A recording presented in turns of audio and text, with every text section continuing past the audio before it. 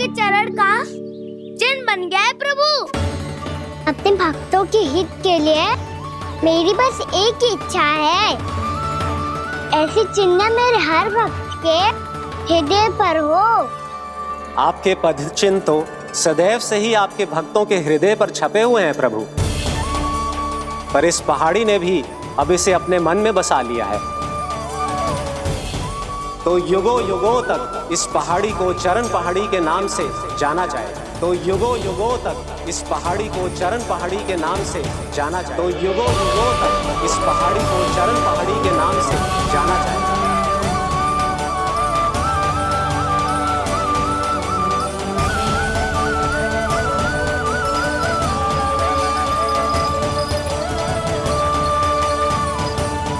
कान्हा, तू हमारे पास से वहाँ कैसे चले गए हो? हमें तो पता भी ना चलो। मैं कहीं ना गया था उज्जवल, और ना ही कहीं जाऊंगा। सदैव यही रहूंगा मैं, तुम सबके पास, तुम सबके मन में। भले ही कोई असुर मुझे तुम सबसे दूर ले जाने का कितना भी प्रयास क्यों ना कर ले।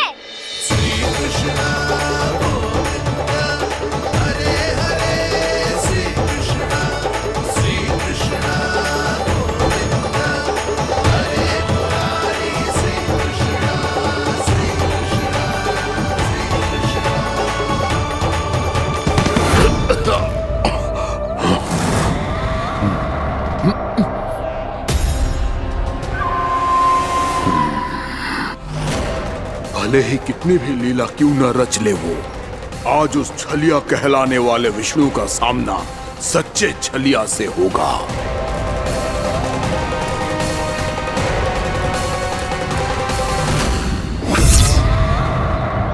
कान्हा, तू कहाँ भटक गए हो? तो नहीं सखा, मैं तो भटके हुए को मार्ग दिखा रहा था।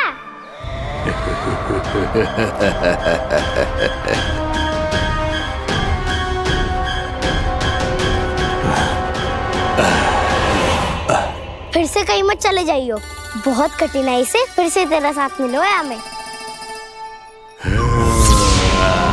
कान्हा, तो इतने दिन बाद आए हो हैं, आज हम केवल गैया ना चराएंगे, कछु आनंद भी लेंगे आज। किसो आनंद? मैंने मारा और गैया चरा के वह दूल्हे से पहले ही सीधे सीधे सब घर सोलो। वैसे भी वन में बहुत भय लगता है मुझे, क्योंकि किस बात का भय? इतनी शीघ्र बोल गए। अभी कुछ दिन पहले ही तो उस असुर और देवताओं में कितने भीषण युद्ध हुआ था। हाँ, हम शीघ्र घर जाएंगे। अरे वसंता, वो युद्ध ना था, सब बड़े बड़े देवता हमारे सखा कान्हा को बचाने आए थे। तू ही सोच, जिसकी रक्षा सारे भगवान मिलके एक साथ करते हैं, वो कान्हा हमारे साथ है, तो फिर हमें कैसा भय? वो कान्हा हमारे साथ है, तो फिर हमें कैसा भय? तुम सब भी कौन सी बात लेकर बैठ गए हो? ये बताओ कि आज हम क्या खेलेंगे?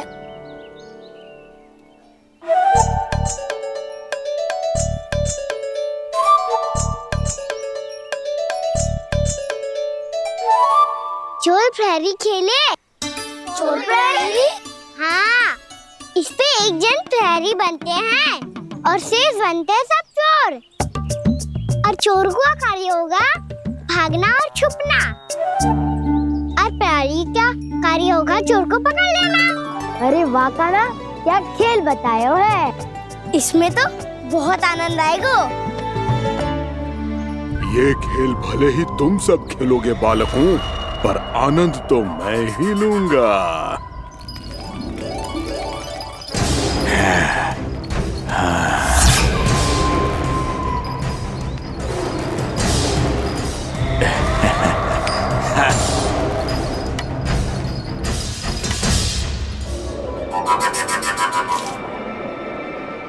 ये सिक्का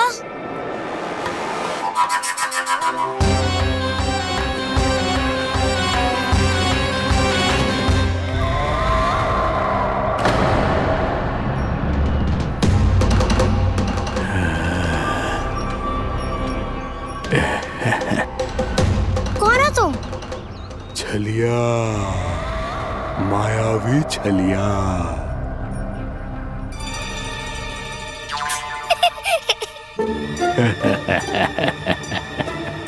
छलिया तो बहुत भयानक होता है, तुम्हारे जैसा थोड़ी दिखता है। हाँ। मुझे मूर्ख समझते हो तुम? 100 छलियाएं देखे हैं मैंने। हाँ। पर मैं उनसे ना घबराता हूँ, उनको मुझसे भय लगता है। हाँ? सच? और नहीं तो क्या, मैं हूँ ही इतना अनोखा, इतना वीर। तुम्हें विश्वास ना हो रहा है तो चलो मेरे सखाओं से पूछ लो।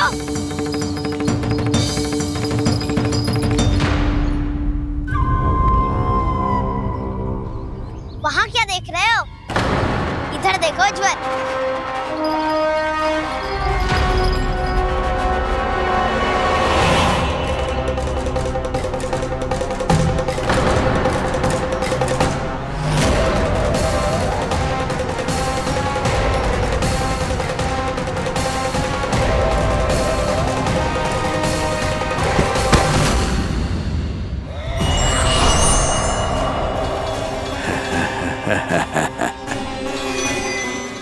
सौ छलिए देखे हैं इसने।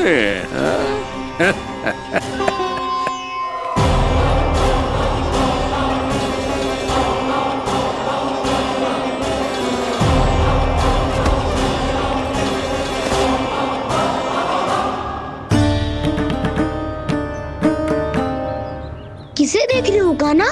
उज्जवल को। कहाँ चले गया वो?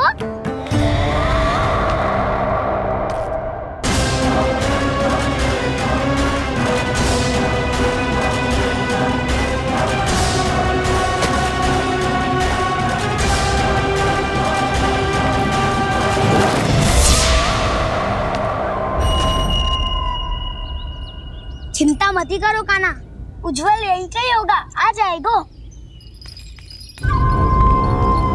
क्या हो गया कान्हा? तूने कही थी ना कि हम चोर प्रहरी खेलेंगे, तो खेल क्यों ना रहो? तुम्हारी प्रतीक्षा कर रहे थे। वैसे तुम कहाँ रह गए थे?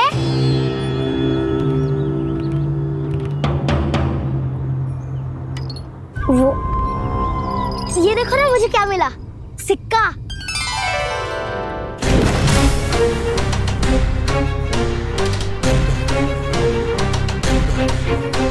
दीदी दिखा दिखा।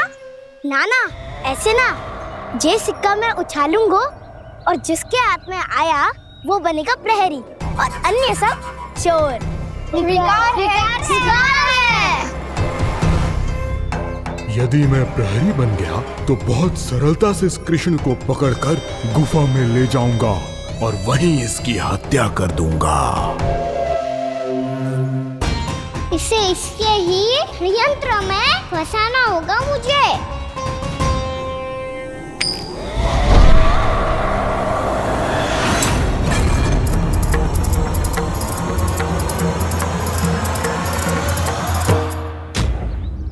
मैं प्रहरी, तुम सब चोर।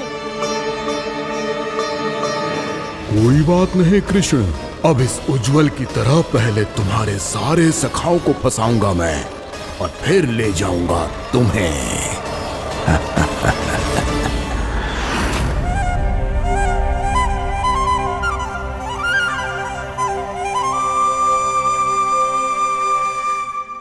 चलो खेल आरंभ करें। कान्हा तो हमें पकड़ना। आंखें बंद कर कान्हा।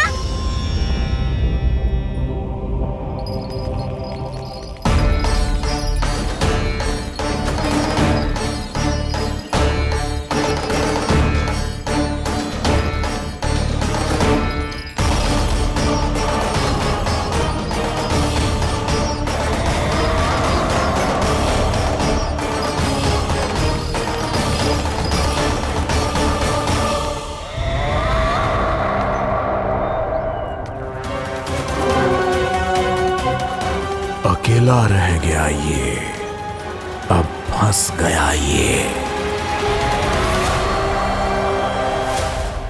सुबल।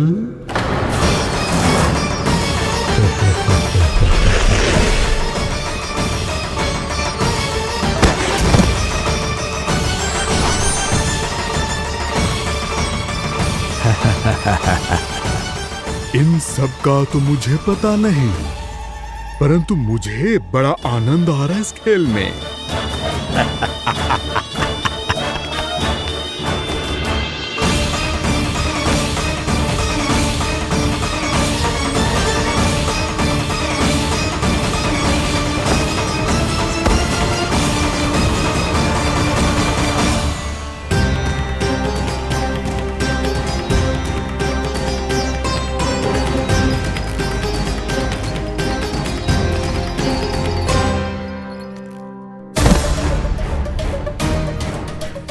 बसंता,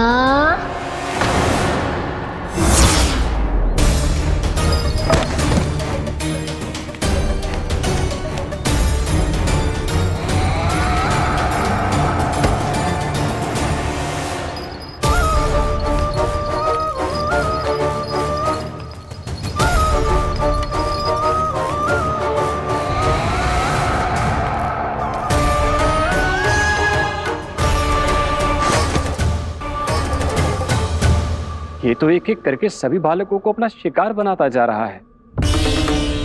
प्रभु ऐसा क्यों करने दे रहे हैं? प्रभु की हर लीला का कोई ना कोई उद्देश्य होता है। यदि वो इस असुर को इन निर्दोष बालकों पर अत्याचार करने से नहीं रोक रहे हैं तो इसका भी कोई ना कोई कारण अवश्य होगा।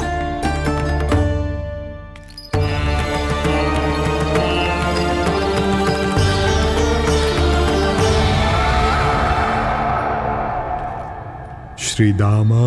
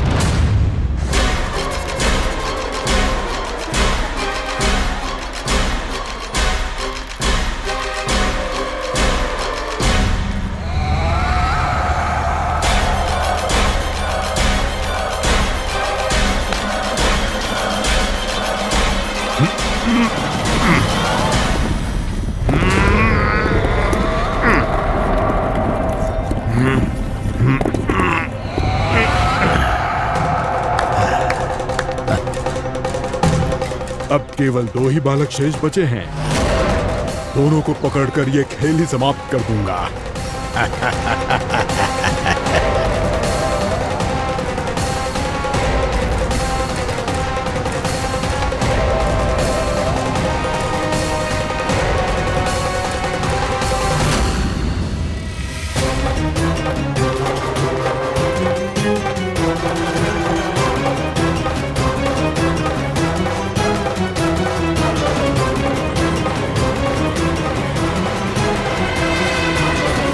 ये तो छलिया है, मायावी छलिया। मेरे सभी सखाओं को शिकार बना लिया इसने। मैं इसे नहीं छोड़ूंगा। कान्हा, कान्हा,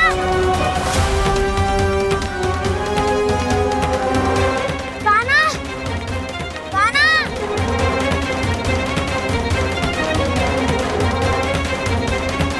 कान्हा, ताऊ,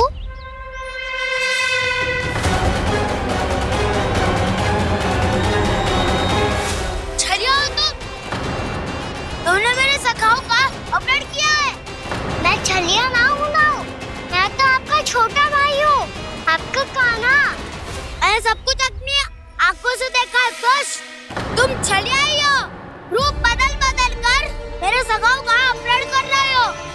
ये क्या कह रहे हो दाऊ? आप ही मुझे नहीं पहचानोगे तो कौन पहचानेगा? कान्हा, ये नहीं, मैं हूँ वास्तविक बलराम, तुम्हारा दाऊ।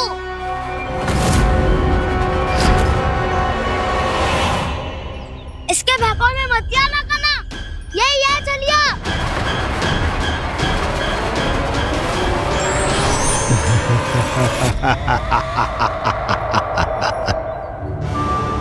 बुद्धिमान बालक, केवल तुमने ही पहली बार में माना है कि मैं ही वास्तविक छलिया हूँ।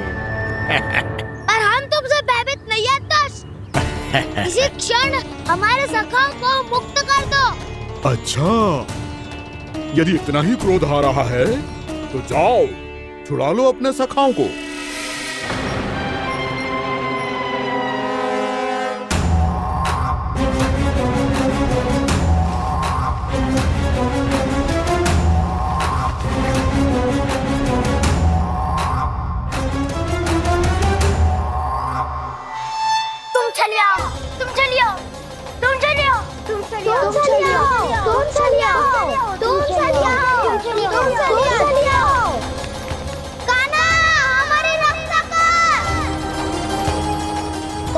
रक्षा करो हमारी, बलराम हमें बचाओ।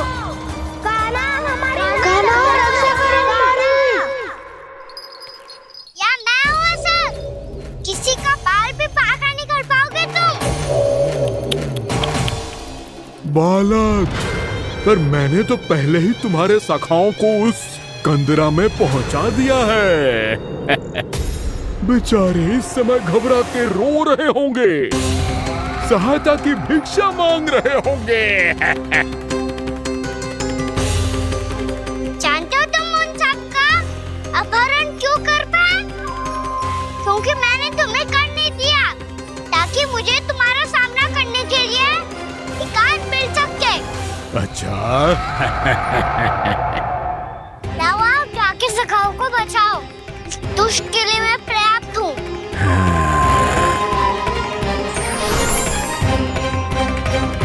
कान्हा, पीछे मुड़ के मत देखना कान्हा।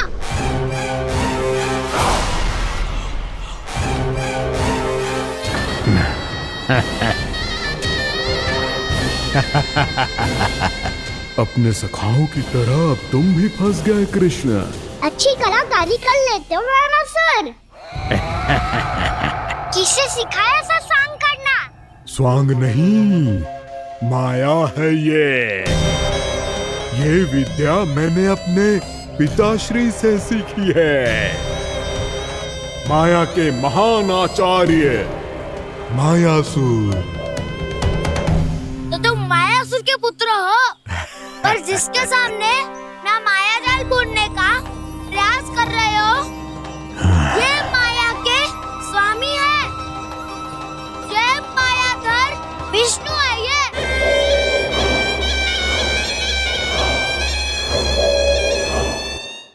जिसके सामने माया जाल बुनने का प्रयास कर रहे हो, ये माया के स्वामी है। ये मायाधर विष्णु है। ये अच्छा, तो होते रहे। मैं तो इनकी हत्या करने आया हूँ और हत्या करके ही जाऊंगा। दाऊ, आप सखाओं को बचाओ, मैं इनका सामना कर लूंगा। पर कान्हा, अभी आप ही ने तो कहा था माया का स्वामी हूँ मैं।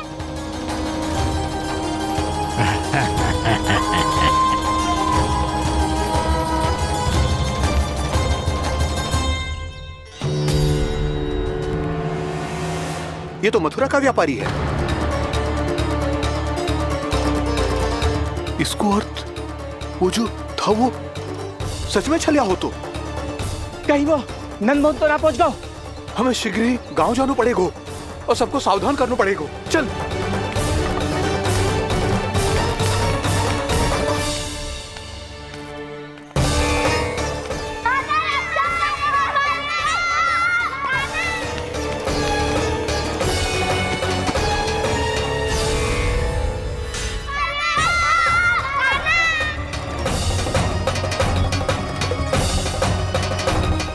यदि तुम्हें लग रहा है कि मेरे छल के वार से बच गए हो तो मुझसे भी बच जाओगे।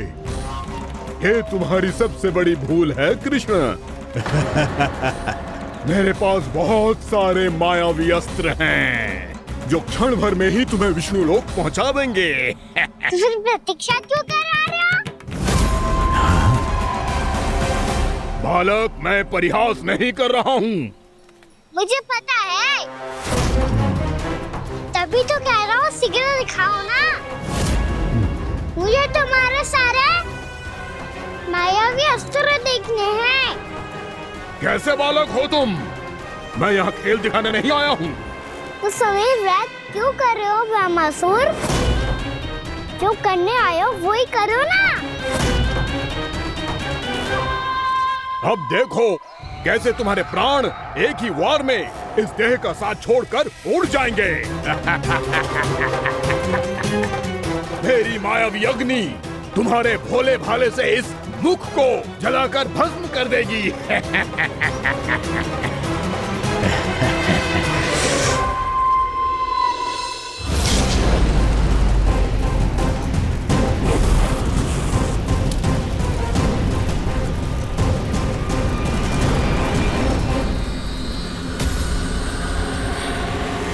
सही कह रही हो ब्रह्मासुर। भोला भाला तो दिखता हूँ मैं। मैया भी यही कहती है।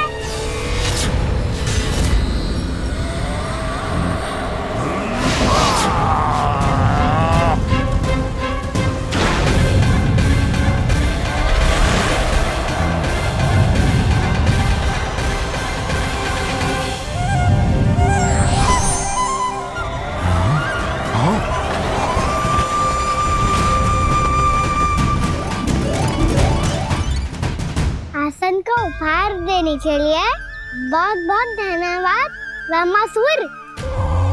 बहुत समय से खड़े खड़े थक गया था मैं।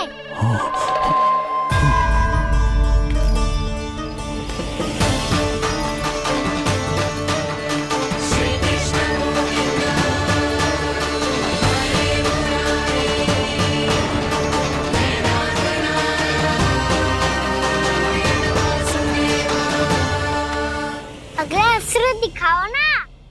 तुम्हारी यही जिज्ञासा आज तुम्हारा अंत करने में सहायक बनेगी मूर्ख बालक।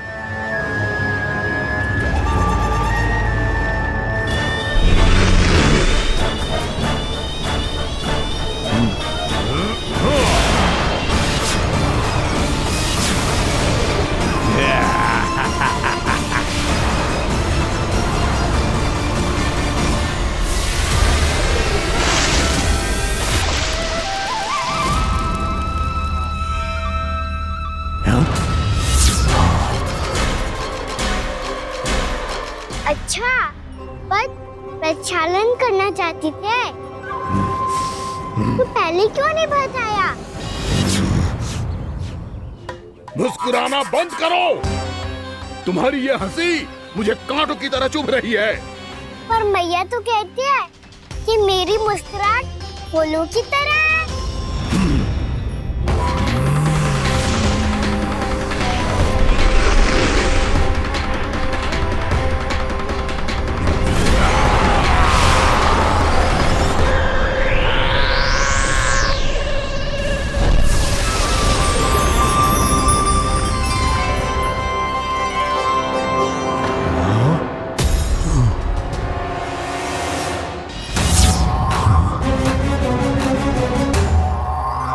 कहा था ना मेरी मुस्कुराहट बिल्कुल इन्हीं फूलों की तरह है।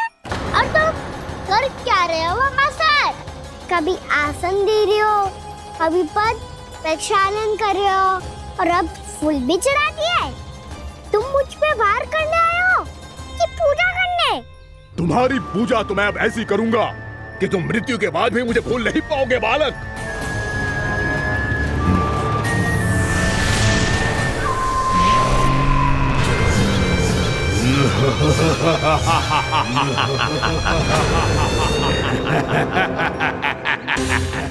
कान्हा, ये चट्टान तो मुझसे हिल ही ना रही।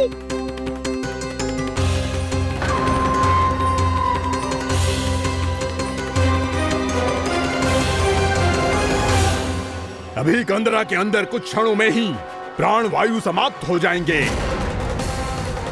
तुम्हारे सारे सखा एक एक कर अपने प्राण त्याग देंगे और तुम्हारा वध करूंगा मैं।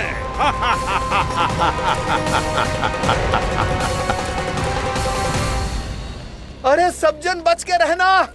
छलिया आया हुआ है वृंदावन में। अरे छलिया आ गया है। वृंदावन में मायावी छलिया। अरे क्या हुआ? कौन छलिया? मायावी छलिया सबको छलता है वो।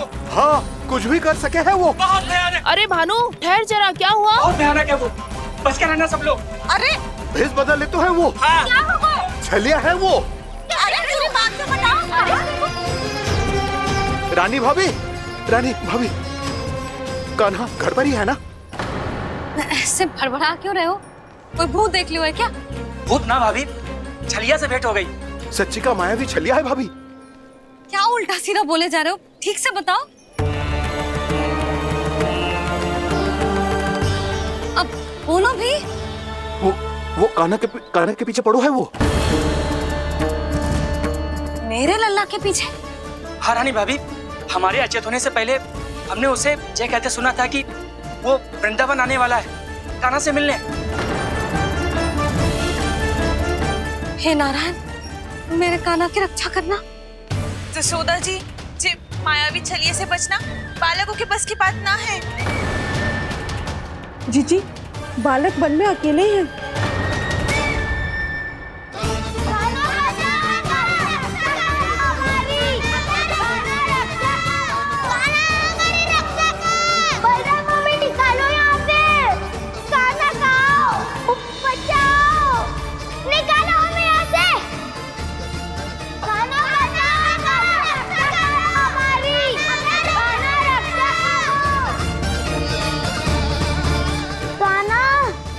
चट्टान तो मुझसे हिली ना रही।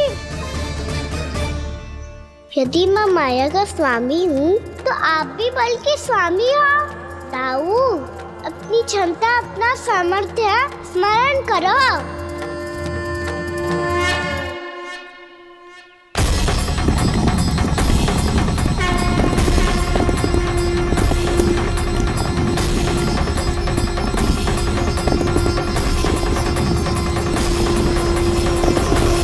इससे पहले कि वो कंदरा का द्वार खोल के तुम्हारे सखाओं को बाहर निकाले, मैं तुम्हारे प्राण ले लूंगा कृष्ण।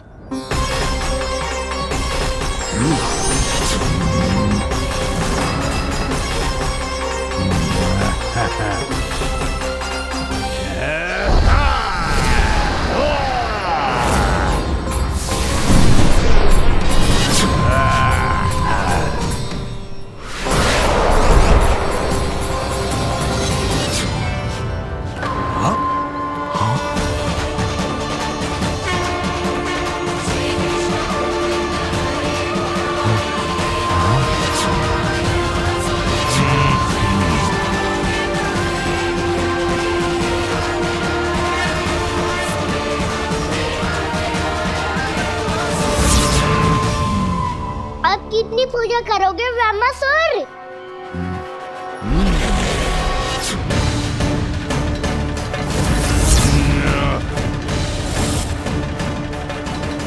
प्रभु तो खेल खिला रहे हैं इससे, और ये खेले जा रहा है विवश होकर, उनकी माया से बाध्य होकर।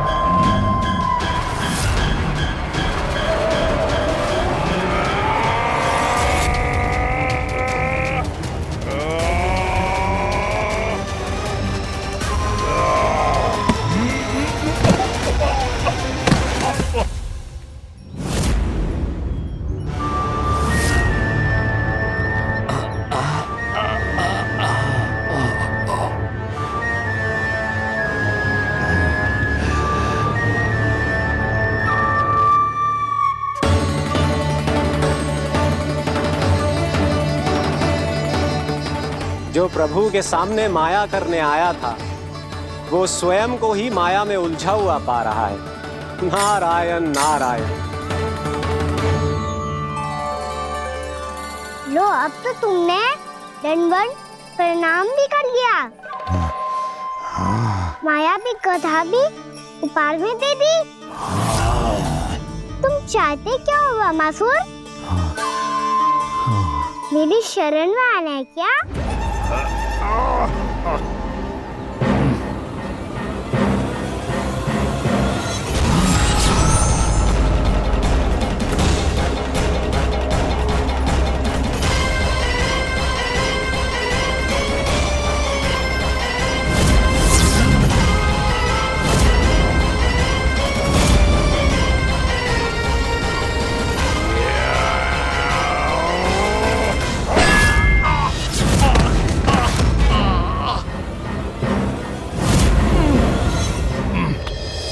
सोच विचार का समय ना है हमारे पास। अपने बालकों की रक्षा के लिए इसी क्षण हमें निकलना होगा। और वो छलिया किसी का भी रूप धारण कर सकते है। सुलक्षणा तेरा, शांति तेरा या मेरा, किसी का भी रूप धारण करके हमें भ्रमित कर सकते हो। इसीलिए हमें सतर्क रहना होगा। समझ आई? चलो।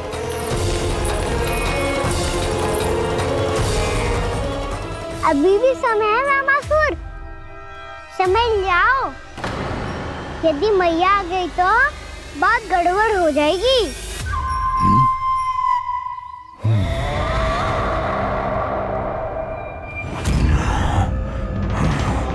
मुझसे झूठ का कोई लाभ नहीं होगा। वामासुर, स्मरण करो तुम कौन हो। मायासुर का पुत्र हूँ मैं, अपने स्वामी महाराज कंस का सेवक हूँ, और तुम्हारा हूँ मैं काल।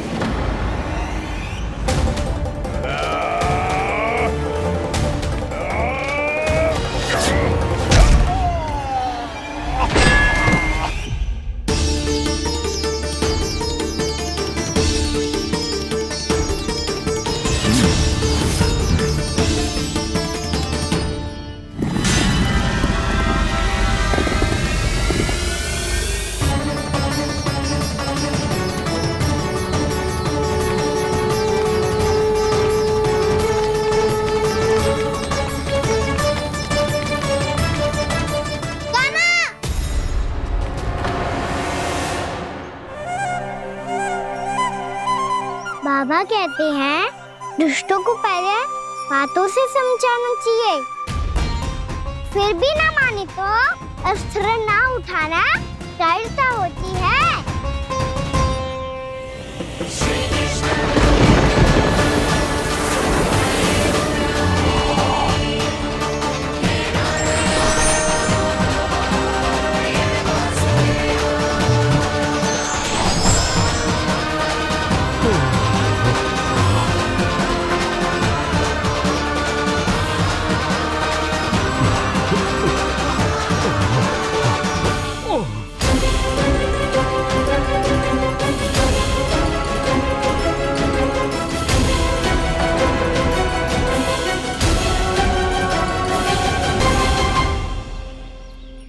पता था मुझे, अपने बाबा के स्वरूप को हानि नहीं पहुंचाओगे। सही कही तुमने। पिता की छवि ही पिता के समान भी आनंदीय होती है। वामासुर, वामासुर। ये मैं अपने वास्तविक रूप में कैसे आ गया?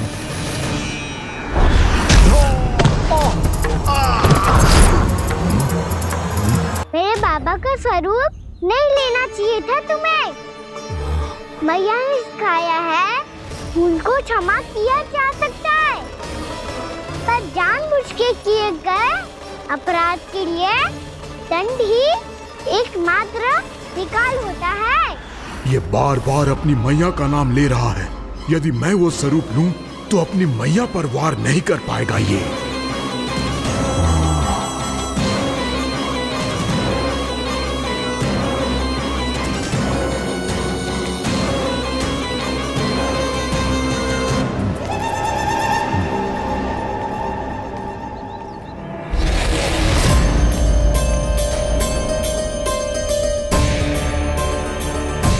लल्ला,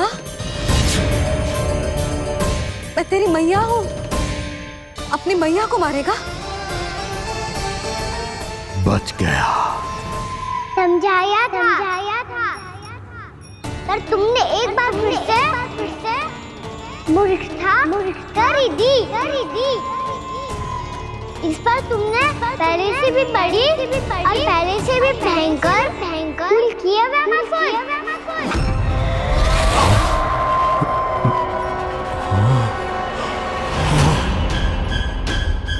ये क्या हो रहा है मुझे?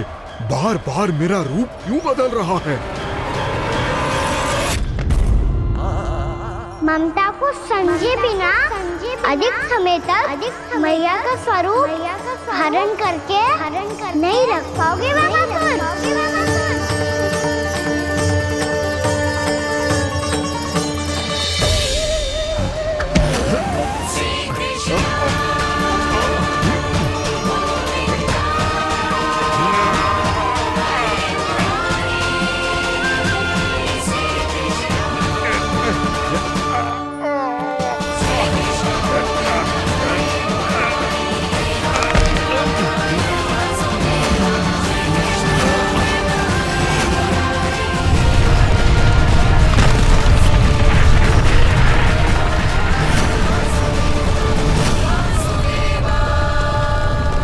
प्रभु के क्रोध से धरती भी कांपने लगी है।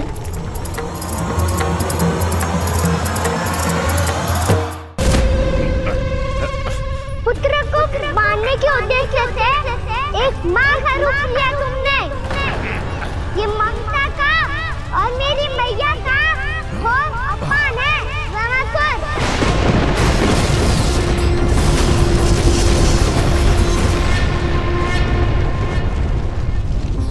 इससे पहले इस असुर के कारण निर्दोष प्राणियों का कोई अहित हो, मुझे कुछ करना होगा।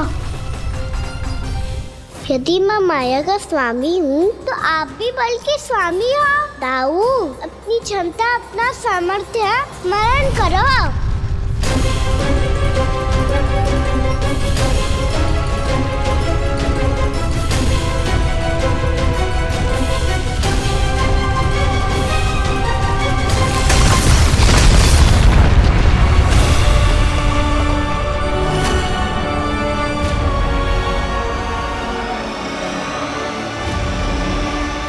अद्भुत बलदाऊ, अद्भुत। अपने बल का उचित प्रयोग करके आपने प्राणियों को हानि होने से बचा लिया और ये भी सिद्ध कर दिया कि इस युग में आपसे अधिक बलवान और कोई नहीं होगा। आज से आप बलदेव के नाम से भी जाने जाएंगे। आज से आप बलदेव के नाम से भी जाने जाएंगे। आपके चरणों का ये चिन्ह युगों युगों तक आपके बल की कथा कहता रहेगा। बलराम का चरण चिन्ह।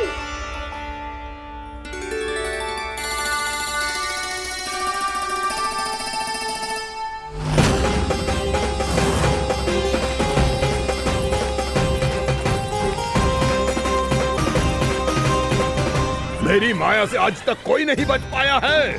एक बार मुझे छोड़कर देखो, फिर पता चलेगा कि मैं हूँ कौन। पहले ये तो देख लो कि मैं कौन हूँ।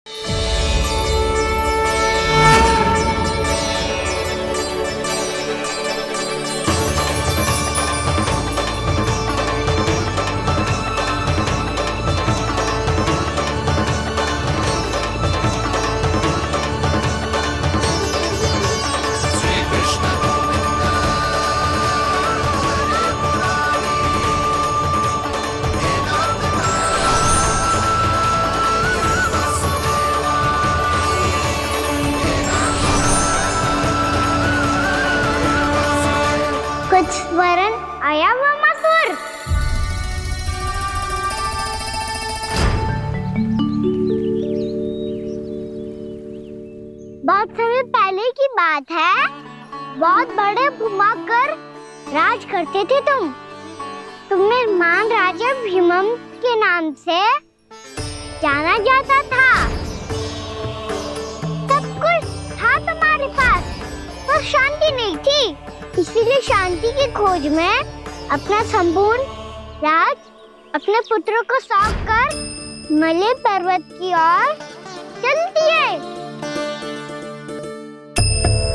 अनेक वर्षों की तपस्या के बाद तुम्हारे तप की कीर्ति चारों ओर फैलने लगी और फिर सच्चे तपस्वी के रूप में तुम्हारी ख्याति से प्रभावित होकर महर्षि उलट तुमसे भेंट करने आए।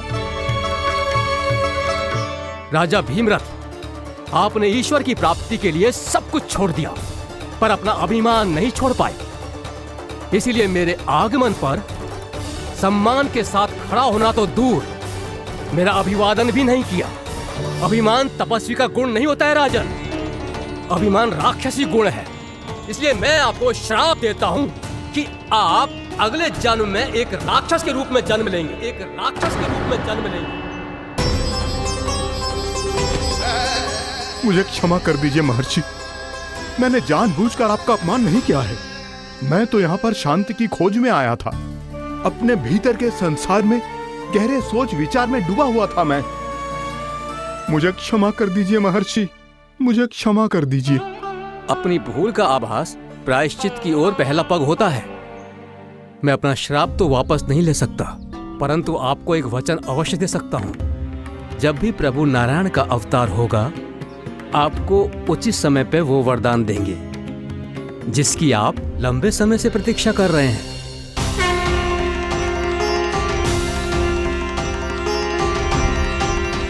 प्रभु, आपने मेरी आंखें खोल दी। अब मुझे पता चल गया है कि आप कौन हैं और मैं कौन हूँ। इसलिए आप मुझ पर कृपा करके अपने चरणों में स्थान दे दीजिए। मुझे वो शांति प्रदान कीजिए जिसकी खोज में मैं वर्षों से भटक रहा हूँ।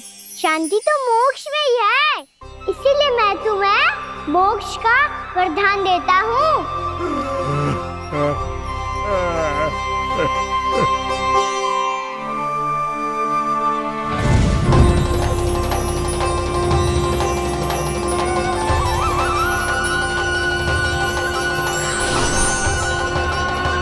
प्रभु की ये लीला सदैव स्मरण रखी जाएगी।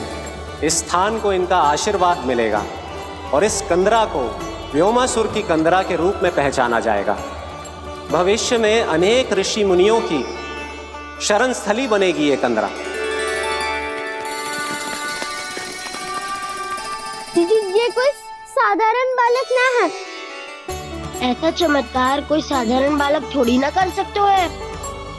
तुम सत्य कह रहे थे बलराम, गाना सच्ची में भगवान ही है। तभी तो सब देवता इसे बसाने और इसकी ओर से युद्ध करने आते हैं। तुम सब ऐसे आंखें फाड़ के क्यों देख रहे हो मुझे?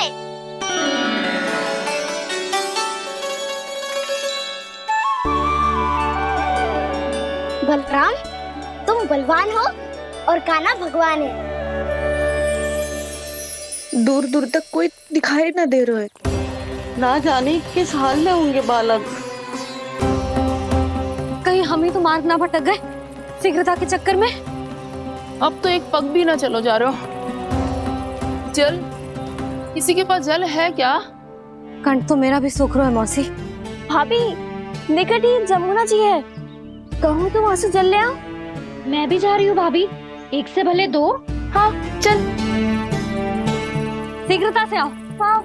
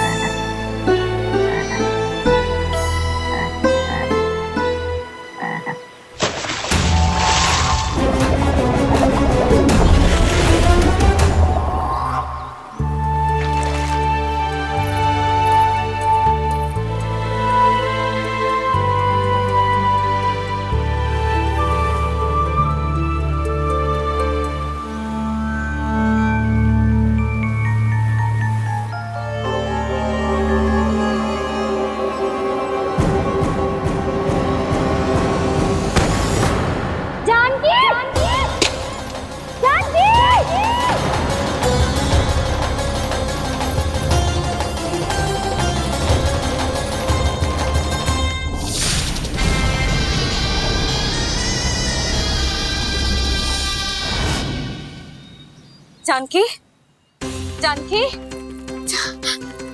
क्या होगा इसे? देखो ना जी, अब छलिया की सूचना मिलते ही हम सब बालकों को ढूंढने चली गई और ढूंढते ढूंढते सबको बहुत प्यास लगी आई जी। तो जानकी जमुना जी की नदी से जल लेने गई और उसने जमुना जी का पानी पिया और उसकी जेदशा हो गई। बालक कहाँ है? वो ठीक तो है ना? ऊपर से सब ठीक है, पर भीतर से बहुत भयभीत है सब। जानकी तो बिल्कुल नीली पड़ गया है। लग तो है विष फैल गया है इसको पूरे तन में। मथुरा के सर्वश्रेष्ठ विदेह जी को बुलाए गए हैं उसके उपचार के लिए। जैसे ही इसने जल को मुंह से लगाया, ये गिर पड़ी। चटपटाने का अवसर भी ना मिलो। हाँ वैद्य जी, और निकटी मृत पशु भी पड़े हुए थे। हाँ, मैंने भी अस्थियां देखी थी। इसका तो यही अर्थ हो सकता है कि समस्या वहाँ के जल में ही हो। वैद्य जी, आप रोगी की नाड़ी पे ध्यान दो ना। जे गोपिया क्या कह रही है उसे सुनने की आवश्यकता ना है। जब तक विष के कारण का पता नहीं चल जाता, हम उपचार कैसे कर सकते हैं रानी जी? जी, वो निकट ही यमुना जी में एक विशेष क्षेत्र है। ये सब उसी के जल की बात कर रही है। तब तो ऐसा भी हो सकता है कि किसी विषैले सर्प के काटने का प्रभाव हो। पर सर्प के काटने का चिन्ह ना है उसके तन पे। सर्प जब काटता है तब उसके दांत के चिन्ह बन जाते हैं। मुझे पता है, बड़े बड़े सर्प को काटते हुए देखो है मैंने। एक दिन अब बस कर उज्जवल, ये बड़ी बड़ी हाँकने का समय ना है। पर यदि सर्प ने ना काटा है, फिर जानकी की ये दशा किसने की? अवश्य किसी राक्षस ने की होगी। नाना, कोई विषैला पशु भी तो हो सकता है। यह अवश्य किसी महाविषैले सर्प के विष से हुआ है। सर्प ने भले ना काटा हो, लेकिन यह अवश्य ही किसी महाविषैले सर्प के विष के कारण हुआ है। कालिया नाग। कालिया नाग?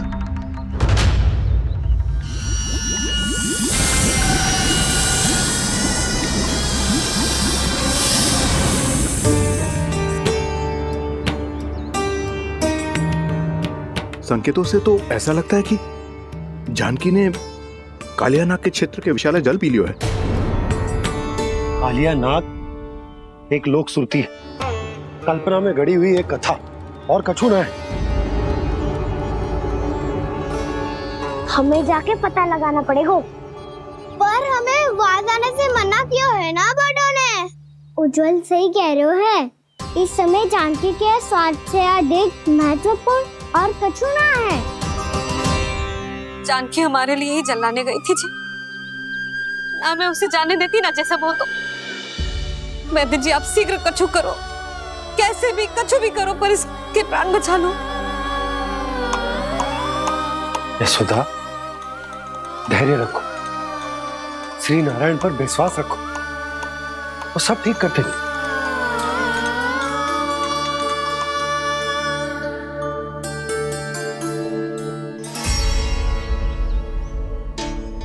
विष की काट की मेरे पास जितनी जड़ी बूटी थी, मैंने सब अर्क बना के पिला दी, पर इसकी दशा में अभी तक कोई सुधार नहीं दिख रहा है।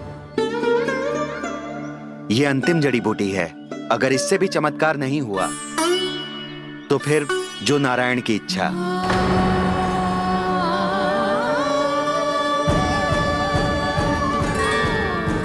पर कोई तो उपाय होगा जानकी को बचाने का। कान्हा, यदि तुझे किसी औषधि के बारे में पता है, हमें बता दे, हम जाके ले आएंगे।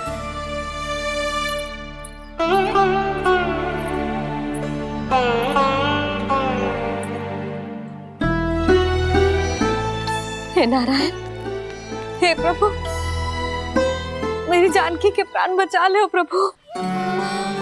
या तो मैं अपने आप को कभी क्षमा न कर पाऊंगी। ये सारी मेरे ही कारण बनाई थी। उसकी रक्षा करो प्रभु, मेरी पुकार सुनो। कान्हा, तूने हमें वत्सासुर से बचाया था ना? और बकासुर से भी तो। और छलिया से भी तो तूने ही बचाया था ना हमें। क्या ऐसा कोई उपाय ना है जानकी को बचाने का? धनवंतरी,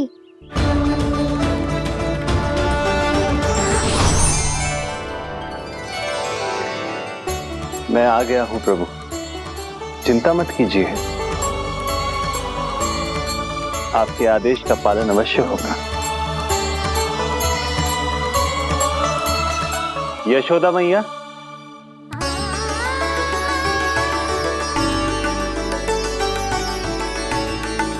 मैया आपको कोई पुकार रहा है।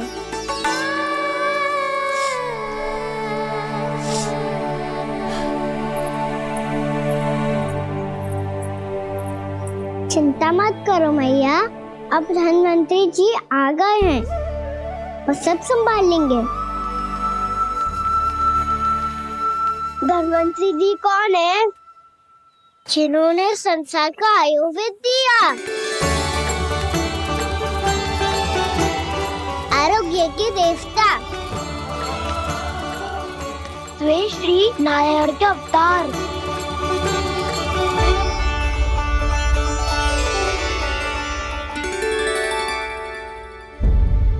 मुझे पता चला है कि आपको वेद की आवश्यकता है। हाँ हाँ, भीतर आइए। आइए आइए बैठे जी, जी रहे। मथुरा का सर्वश्रेष्ठ वैद्य अर्थात मैं यहाँ आ चुका हूँ और रोगी को जितनी औषधि की आवश्यकता थी सब दे चुका हूँ। निश्चित रूप से आपने विष की काट के लिए बहुत ही उत्तम अर्क तैयार किया है, इसीलिए किसी और वैद्य की आवश्यकता नहीं है। किंतु आप अकेले कितना कुछ करेंगे वैद्यराज, मुझे अपना सहायक ही बना लीजिए। पर जो करना था मैं पहले ही कर चुका हूँ। हाँ, वो तो आप कर चुके हैं, बस रोगी के तन से विष निकालना शेष है ना वैद्यराज? हाँ हाँ, बस वही शेष है। इनके रक्त को विष रहित करने में मैं आपकी सहायता करूंगा। पहले ये संजीवनी मानी जाने वाली इन लाल फूलों की बूटी को भी घिसना है ना?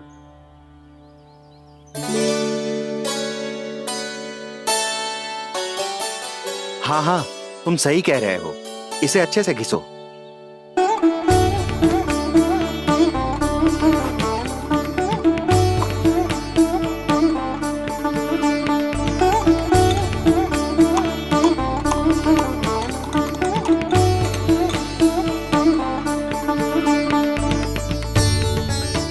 और ये नीले फूलों को भी तो मिलाना है ना?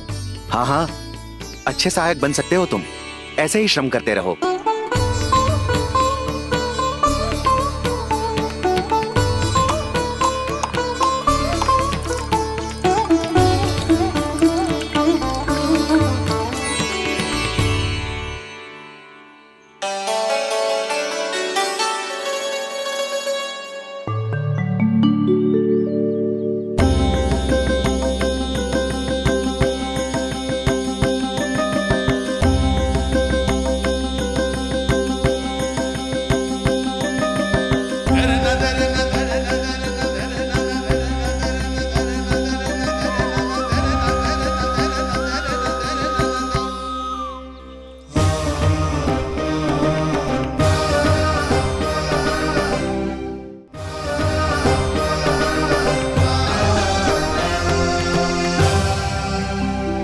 जानकी स्वस्थ तो हो जाएगी ना धनवंतरी जी? धनवंतरी? प्रभु, अब मैं क्या करूं? आपने तो स्वयं ही मेरी पहचान उजागर कर दी। जी क्या करो कान्हा? आप सब ऐसे क्यों देख रहे हो? भैया कहती है ना, सभी वैद्य धनवंतरी जी का ही रूप होते हैं। वाह कृष्णा, चतुर तो हो तुम। वैसे वास्तविक धनवंतरी मैं हूँ, मेरा अर्थ है वास्तविक वैद्य मैं हूँ। ये तो मेरा सहायक है, मुझे पूरा विश्वास है बिल्कुल ठीक हो जाएगी। वैसे ही थोड़े ना मुझे मथुरा का सर्वश्रेष्ठ वैद्य कहते हैं लोग।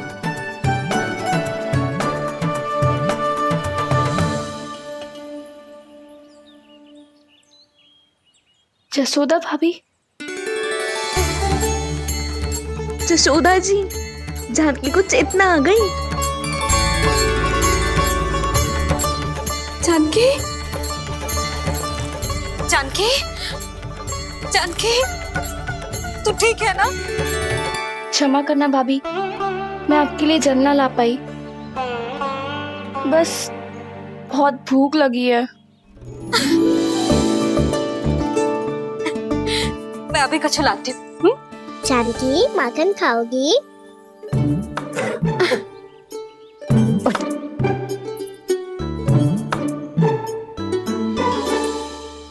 आजा, तू ही खिला दे लल्ला।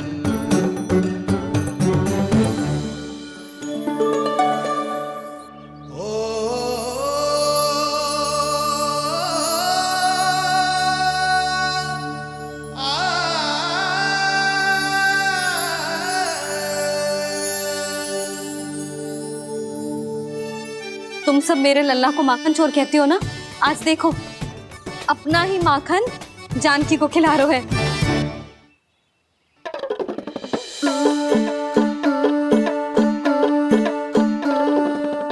थोड़ा और विश्राम कर लो। सदैव तुम हम सबकी सेवा करती हो, आज मैं तुम्हारी सेवा करूंगा। जानकी की जिज्ञासा तब हुई जब जय यशोदा काकी की सेवा कर रही थी, और अब देखो स्वयं भगवान ही इसकी सेवा कर रहे हैं। जानते हो इससे क्या सिद्ध होता है? जो भी यशोदा मैया की पूजा करेगा, अर्थात अपने माता पिता की सेवा करेगा, उनके साथ सम्मान से व्यवहार करेगा, ईश्वर स्वयं उसका ध्यान रखेंगे। कभी धन्वंतरी के रूप में तो कभी स्वयं कान्हा के रूप में। भक्त और भगवान का देखो कैसा ये अनुराग, स्वयं करे सेवा प्रभु, अद्भुत गोपी का भाग्य। प्रभु इन सब पृथ्वीवासियों से कितना घुल मिल गए हैं। ना तो ये प्रभु को भगवान मानते हैं और ना ही प्रभु अपने आप को इनसे सर्वश्रेष्ठ समझते हैं। अपने आचरण से ये सिद्ध कर रहे हैं कि ये सभी में हैं और सभी इनका ही अंश है।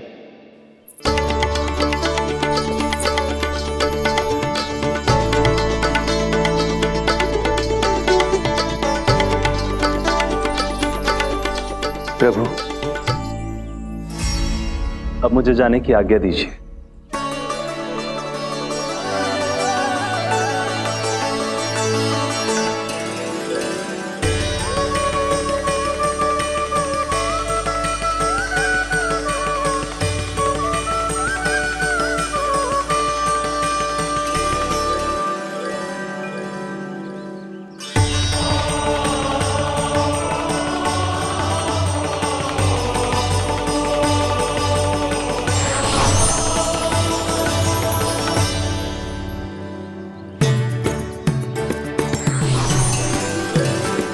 कान्हा ने तो सच्ची में धन्वंतरी जी को बुला लिया था।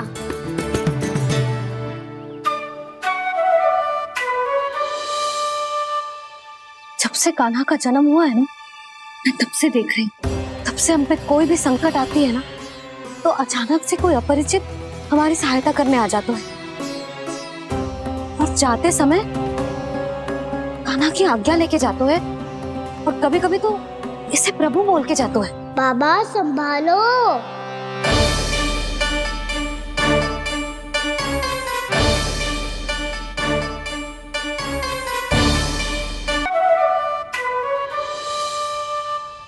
जब से कान्हा का जन्म हुआ है ना, मैं तब से देख रही हूँ, तब से हम पे कोई भी संकट आती है ना, तो अचानक से कोई अपरिचित हमारी सहायता करने आ जाते हैं, और जाते समय कान्हा की आज्ञा लेके जाते हैं, और कभी कभी तो इसे प्रभु बोल के जाते हैं। बाबा संभालो। यशोदा, इस जानकी को चढ़ो है और विचित्र विचार तुम्हारे मन में है। अरे सब जानते हैं कि हमारा परिवार राजसी, तुम्हें पता ना चलते हो वो, पर हमारे कान्हा को सब राजकुमार ही समझते हैं देखकर, इसीलिए उसे सम्मान देने के लिए सब ऐसा ही करते हैं, और कोई बात ना है।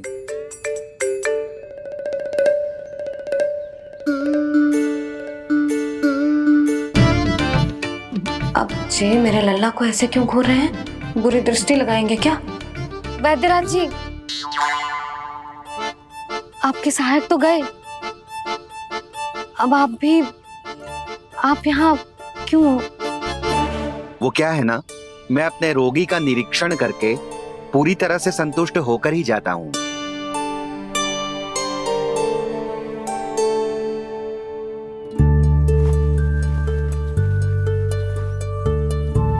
हाँ, संकेत तो अच्छे हैं, कल सुबह तक बिल्कुल ठीक हो जाएगी। धन्यवाद वैद्य जी।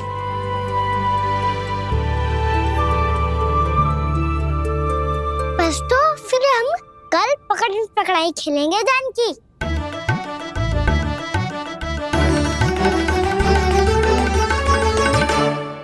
भानु, बंसी, जाकर उस क्षेत्र के चारों ओर बाड़ बनवा दो और वहां सूचना पट्ट भी लगा देना, ताकि जानकी के साथ जो हुआ है वो किसी और के साथ ना हो। शीघ्र जाओ। जी ठीक है।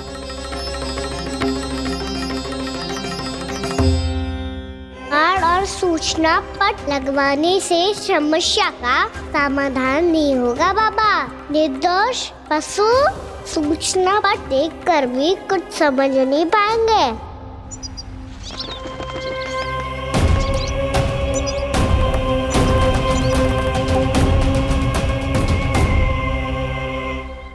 तो तुम्हारे कहने का अर्थ यह है कि व्योमासुर मारा जा चुका है और वो बालक अब भी जीवित है। हाँ महाराज, मैंने गोप बालकों को कहते सुना था कि कृष्ण ने छलिया को मोक्ष दे दिया है, पर वृंदावन सुरक्षित नहीं है महाराज। वो एक बहुत बड़ी समस्या से जूझ रहे हैं। कैसी समस्या? गांव के निकट क्षेत्र में किसी विषैले सर्प का निवास है। उसके विष का प्रभाव इतना भयानक है महाराज, जैसे विष ना हो, स्वयं हलाहल हो। मेरी कोई भी औषधि रोगी का उपचार नहीं कर पा रही थी। निकट के क्षेत्र में कहाँ है वो सर्प? गोप मानते हैं कि वो सर्प गांव के निकट यमुना नदी के जल में रहता है। मुझे तो लगता है महाराज, ये कालिया नाग की कथा कोई किंवदंती या लोक श्रुति नहीं, एक सच्चाई है, एक विषैली सच्चाई।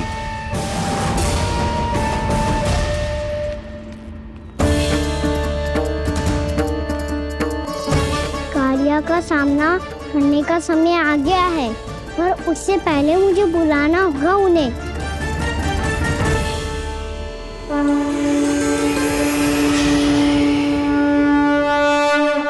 संसार के दारुण भय का नाश करने वाले, सभी कष्टों का हरण करने वाले, विश्व का समस्त ऐश्वर्य प्रदान करने वाले, कमल जैसे लोचन, मुख और चरणों वाले आजानुभुज श्री राम को मैं बार बार नमस्कार करता हूँ। आपदामपहर्तारं दातारं सर्व संपदा लोकाभिरामं श्री रामं भूयो भूयो नमाम्यहम्। कागभूसोंडी कागभूसोंडी कागभूसोंडी। प्रभु क्षमा करें, मुझे जाना होगा।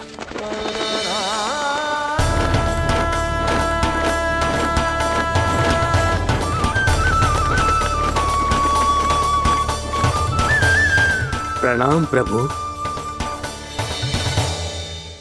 अनेक बार मैं आपके दर्शनों के लिए आया प्रभु। कभी नंद भवन के झरोखों से आपके दर्शन करके चला जाता था, तो कभी दूर किसी वृक्ष की आड़ से आपको निहार लिया करता था। आज आपने स्वयं मुझे बुलाकर धन्य कर दिया प्रभु।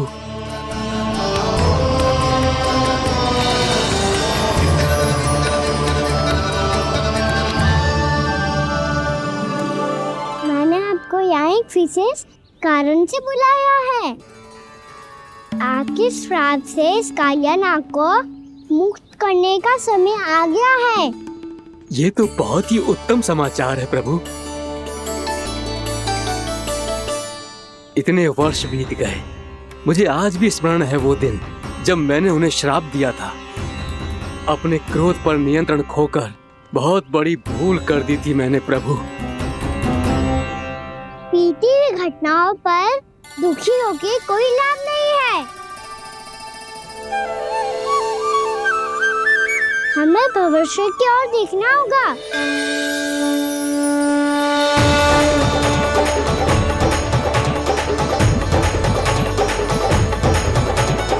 आदेश कीजिए प्रभु, क्या आज्ञा है आपकी? जब मैं कालिया नाग का सामना करने जाऊं, तो आप यही रहेगा। आपको अपने आप पता चल जाएगा कि कब क्या करना है। और हाँ, लौटते जाते समय नारद मुनि से कहिएगा, वो आकर मुझसे भेंट करे। अवश्य प्रभु, प्रणाम। क्या इसने सच्ची में देवर्षि नारद को बुलाया है? नारायण नारायण, आपको संदेश भेजने की आवश्यकता नहीं थी। आप स्मरण करते और मैं चला आता। तुम्हारा कल्याण हो नारद।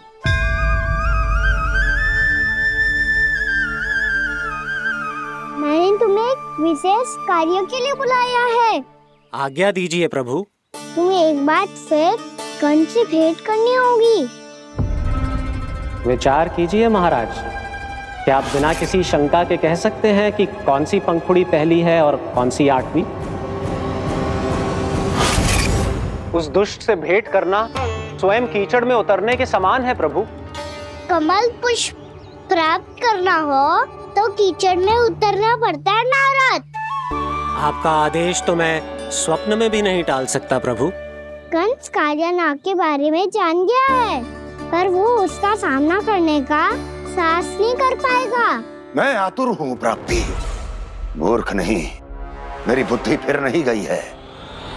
मैं स्वयं उस कालिया जैसे महाविषैले सर्प के सामने खड़ा हो जाऊं और अपने ही काल को आमंत्रित कर लूं।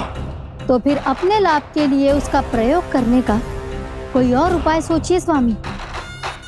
कुछ ऐसा कीजिए कि यमुना नदी का पूरा जल विषैला हो जाए और वृंदावन वासी उसका उपयोग करे, और आपका काल कहलाने वाला वो बालक स्वयं काल के गाल में चला जाए। उत्तम उत्तम सुझाव है प्राप्ति। अब मुझे उस कालिया तक पहुंचने का मार्ग ढूंढना होगा। उसको विवश करने का कोई उपाय ढूंढना होगा, क्योंकि व्यक्तिगत रूप से उससे भेंट करना असंभव है। असंभव। आप सही कह रहे हैं प्रभु। कंस में उतना सामर्थ्य नहीं कि वो कालिया नाग का सामना स्वयं कर सके। वैसे तो कालिया गरुड़ देव का भी सम्मान नहीं करता, तो फिर वो कंस का सम्मान क्यों करेगा भला? नहीं करेगा, पर कंस तुम्हारा सम्मान अवश्य करेगा नारद। तुम्हारी बातें भी सुनेगा और मानेगा भी। ये मेरी योजना का बहुत ही महत्वपूर्ण भाग है। तुम कंस के पास जाओ और कहो कि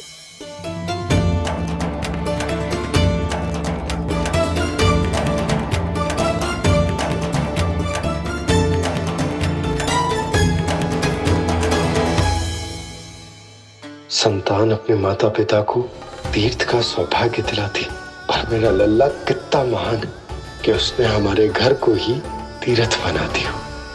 ऐसा तीर्थ जहां मेरी आंखों के सामने भक्त और भगवान का मिलन हो रहा है। जो आज्ञा प्रभु।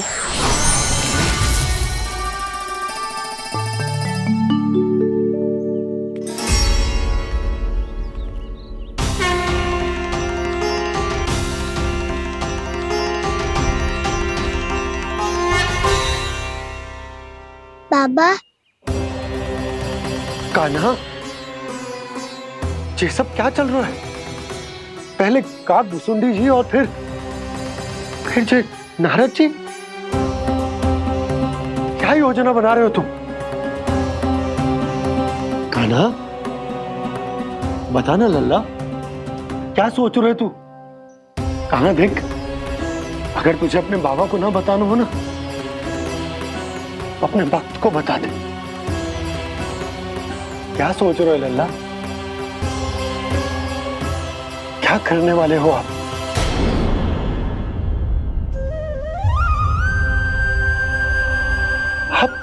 आप इतने दुखी क्यों हो? कान्हा, कान्हा, क्या होगा?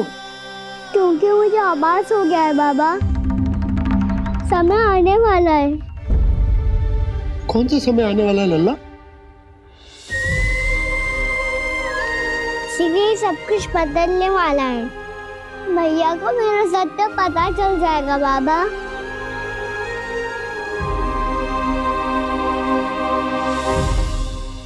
पर लल्ला, इसका काक भुसुंडी और कालिया नाग से क्या संबंध है?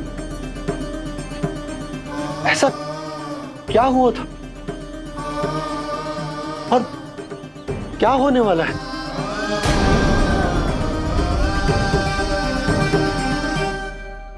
जो होने वाला है बाबा, उसका संबंध उससे है जो सैकड़ों वर्ष पहले हुआ था।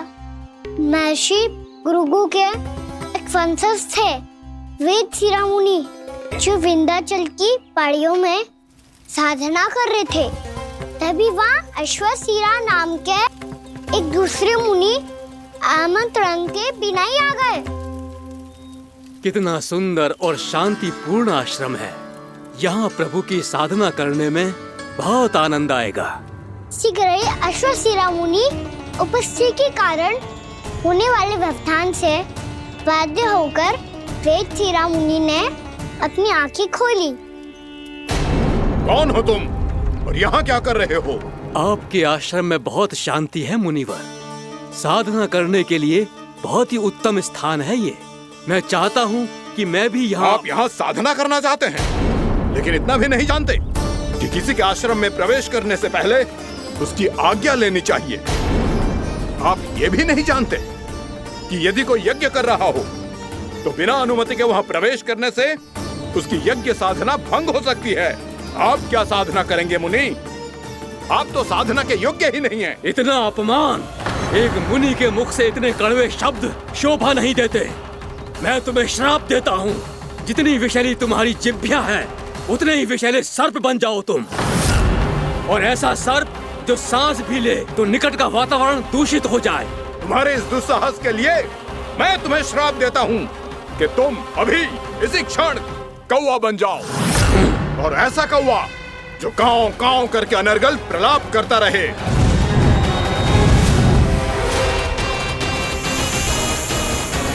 ये मैंने क्या किया? ये मैंने क्या किया? क्रोध के कारण दोनों ने एक दूसरे को श्राप दे दिया। पर दोनों ही मेरे भक्त थे, और भगवान होकर मैं अपने भक्तों को इतनी कठिनाई में कैसे देख सकता था। इसीलिए जिस संकट में उन दोनों ने अपने आप को फंसा लिया था, उसका समाधान करने में मैं उनके पास गया।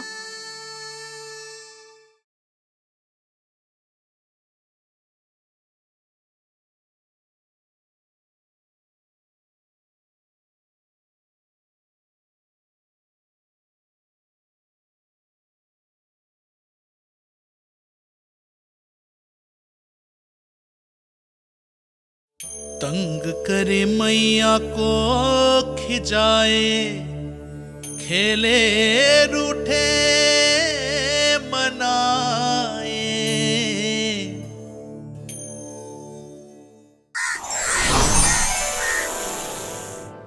देखिए ना प्रभु, ये क्या हो गया हमसे? हमारी रक्षा कीजिए प्रभु, मार्ग दिखाइए हमें। क्रोध पर नियंत्रण ना होने के कारण आप दोनों ने एक दूसरे को बहुत ही भीषण संकट में डाल दिया है। अब दोनों ही तपस्वी, तप के बल से दिए गए आपके श्राप को लौटाना भी संभव नहीं है। प्रभु कोई तो उपाय होगा, हम आपके शरण में हैं प्रभु। अपराध तो हमसे हुआ है प्रभु, पर अब आपसे ही आशा है।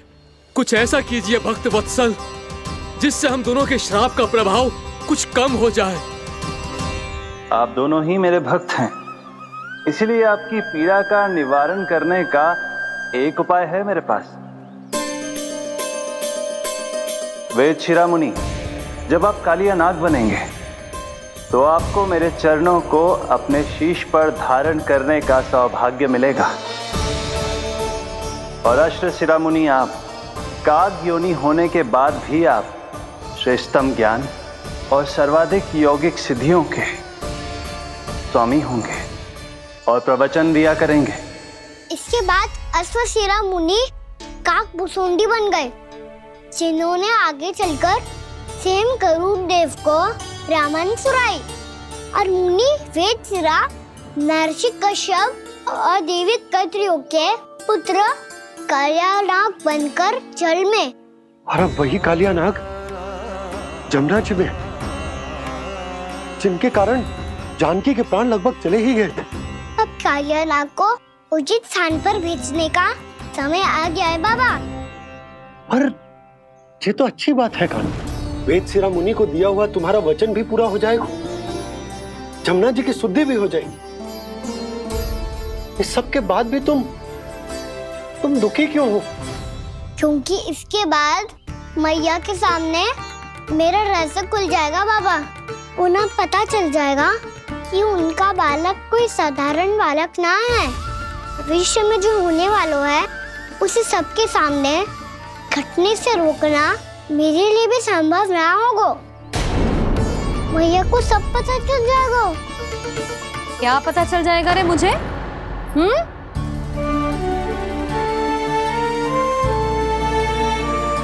यही कि सबसे अधिक प्रेम मैं आपसे ही करता हूँ। अब बस भी कर, चलो भोजन के लिए बुलाने आई थी तुम दोनों को। भूखा थोड़े ना रहने दूंगी अपने लल्ला को, मेरा लल्ला दुर्बल हो जाएगा ना। आप खिलाओगे तो ही खाऊंगा। हाँ ठीक है, मैं ही खिलाऊंगी। अब चल, आओ जी, चल।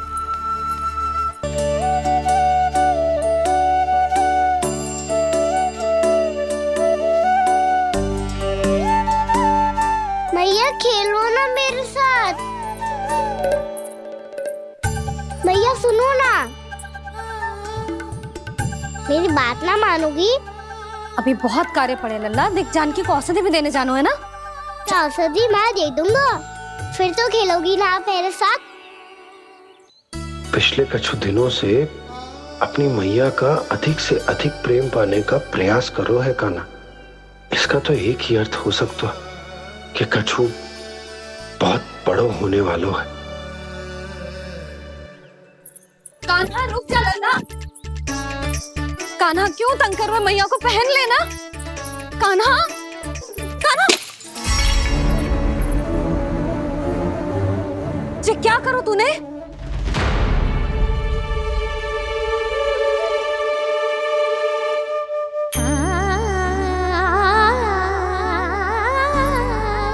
अच्छा ठीक है, अब मुंह लटकाने की आवश्यकता ना है। ये ले।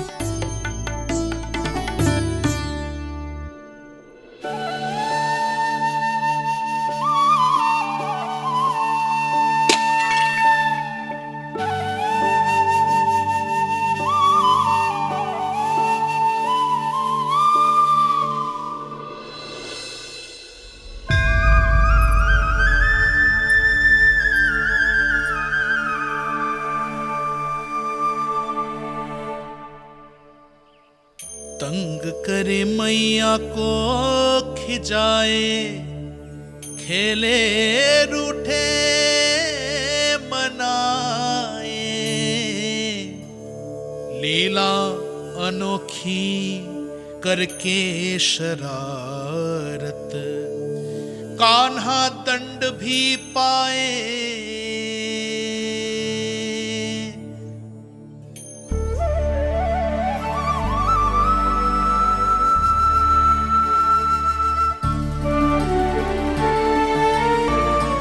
रूठना मनाना, खेलना खिलाना, पहले शरारत करके